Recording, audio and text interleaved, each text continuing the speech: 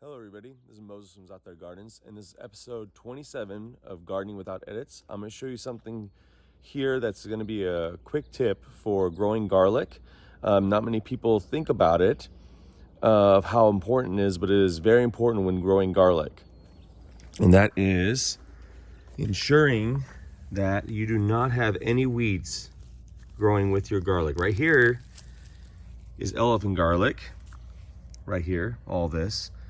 I believe I planted 150 elephant garlic, or 100. Early, late varieties and other different varieties. I think I have 6 planted this year. But the key is, once again, do not have any weeds growing next to your garlic. They don't do well at all.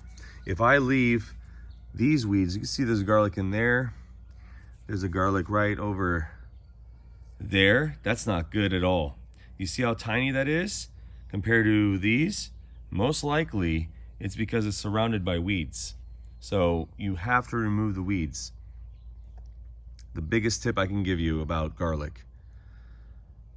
Let me know in the comments if you have any questions on growing garlic. And happy gardening, everyone. Hey Lulu, you want to say hi at the end? I guess not.